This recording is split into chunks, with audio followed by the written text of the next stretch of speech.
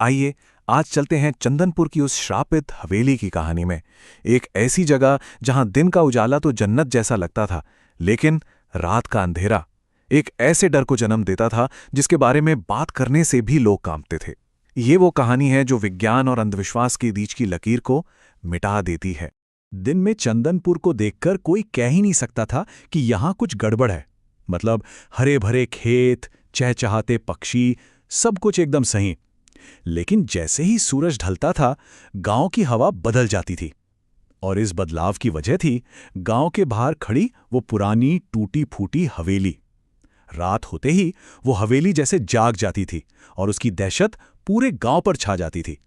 देखिए, ये सिर्फ कोई सुनी सुनाई बातें नहीं थीं। गांव वालों ने ये सब अपनी आंखों से देखा था। वो बताते थे कि हर रात ठीक 12 बजे उस हवेली की सबसे ऊपर वाली खिड़की में एक दिया जलता था और उसकी मध्यम रोशनी में एक औरत की परछाई नाचती नहीं थी, वो तड़पती हुई दिखाई देती थी। ऐसा लगता था जैसे वो किसी का इंतजार कर रही हो, सदियों से। अब हर कहानी में एक ऐसा किरदार तो होता ही है ना, जो इन पुरानी बातों को, इन मान्यताओं को चुनौती देता है। चंदनपुर की कहानी में वो किरदार था हरीश। शहर से लौटा था, इंजीनियरिंग पढ़कर। उसके लिए विज्ञान ही सब कुछ था, और गांव वालों का ये डर महज एक अंधविश्वास। हरीश तो इन कहानियों पर हंसता था। उसका सीधा साधा मानना था कि ये सब मन का वहम है और कुछ नहीं। उसने तो अपने दोस्तों से शर्त तक लगा ली कि वो हवेली में एक पूरी रात गुजारकर इस बकवास का पर्दाफाश कर देगा। और यही उसका सबसे बड़ा घमंड और उसकी सबसे बड़ी भूल साबित हुई। उस रात हरीश अकड़ के साथ हवेली के अंदर चला तो गया, लेकिन अगली सुबह जब वो मिला तो वो हरीश था ही नहीं। वो पागलों की तरह चीख रहा था, बस एक ही नाम रट रहा था, चंद्रकला। वो आई थी, अब मैं उसका हूं। उसकी हालत हर गुजरते पल के साथ बिगड़ती गई और ठीक 3 दिन बाद पूर्णिमा की रात को उसकी लाश एक खेत में मिली। उसके चेहरे पर दर्द नहीं, एक अजीब सी मुस्कान थी। तो आखिर उस रात हवेली के अंदर हरीश के साथ हुआ क्या था? कहते हैं जैसे ही वो अंदर पहुंचा, एक पुराना झूला अपने आप जोर जोर से हिलने लगा और फिर उसे एक बहुत ही मीठी आवाज सुनाई दी, कहाँ जा रहे हो मेरे राजा? जब उसने पलट कर देखा तो सामने लाल साड़ी में एक बेहद खूबसूरत औरत खड़ी थी। बस उसकी आंखें अंगारों की तरह दहक रही थी। उसने अपना नाम बताया, चंद्रकला। हरीश की मौत ने गांव वालों के डर पर सच की मोहर लगा दी थी। इसके बाद गांव के बुजुर्गों ने वो राज खोला जिसे वो पीढ़ियों से अपने सीने में दबाए हुए थे। उन्होंने चंद्रकला की पूरी कहानी सुनाई। चंद्रकला उस हवेली के पुराने जमींदार की इकलौती बेटी थी। वो जितनी खूबसूरत थी, उससे कहीं ज्यादा खतरनाक भी थी। उसने तंत्र मंत्र की ऐसी विद्याएं सीख ली थी जिनसे वो किसी के भी मन को अपने काबू में कर सकती थी या किसी को भी तबाह कर सकती थी। और वो अपनी इन ताकतों का इस्तेमाल अपनी जलन और अपनी ईर्ष्या को मिटाने के लिए करती थी। कहानी ने एक भयानक मोड़ तब लिया जब उसे गांव के सरपंच के बेटे राजू से प्यार हो गया। लेकिन ये प्यार नहीं, एक जुनून था। जब राजू की मंगेतर सुमित्रा ने इसका विरोध किया तो चंद्रकला ने जलन की आग में उसे जिंदा जला दिया। इस भयानक जुर्म ने गांव वालों के मन में न्याय की नहीं बल्कि बदले की आग जला दी। उन्होंने उसे डायन मानकर पकड़ लिया और उसी हवेली के तहखाने में जिंदा दीवार में चिनवा दिया।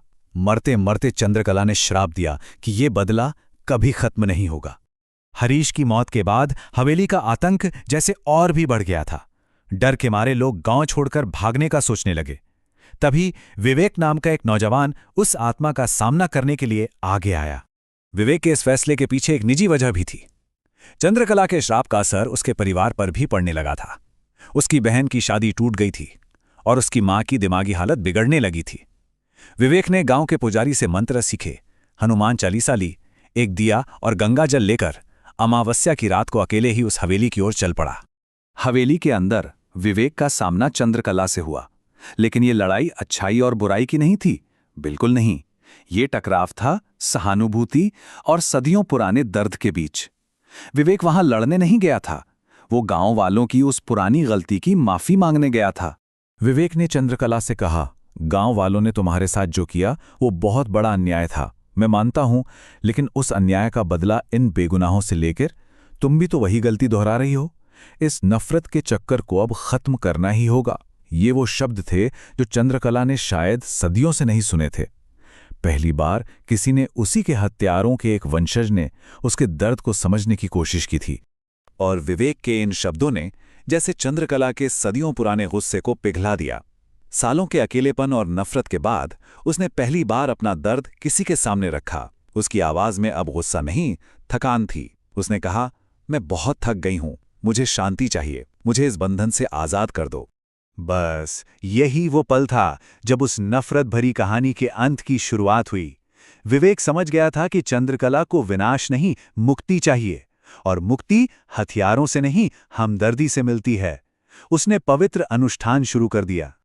विवेक ने हनुमान चालीसा का पाठ पूरा किया, चारों ओर गंगा जल छिड़का, और फिर उसने कुछ ऐसा किया जिसकी उम्मीद किसी को भी नहीं थी। उसने सम्मान से चंद्रकला के पैर छुए। हमदर्दी के इस एक कदम ने उस भयानक श्राप को हमेशा हमेशा के लिए तोड़ दिया। चंद्रकला की आत्मा हवा में विलीन हो गई, और जैसे ही सूरज की पहली किरण जमीन पर पड़ी, वो पूरी की पूरी हवेली ढहकर धूल में मिल गई। गांव वालों ने राहत की सांस ली। चंद्रकला जा चुकी थी, हवेली का नामो निशान तक मिट गया था। कुछ ही समय में उस जगह पर एक बहुत खूबसूरत बगीचा उगाया। लेकिन क्या कहानी यहीं खत्म हो गई थी?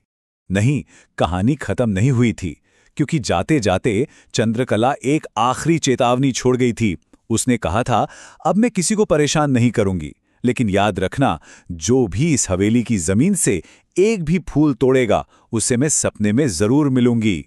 आज भी चंदनपुर खुशहाल है, लेकिन उस बगीचे से फूल तोड़ने की हिम्मत आज तक कोई नहीं कर पाया है। आखिर कुछ कहानियां खत्म होकर भी कभी खत्म नहीं होती।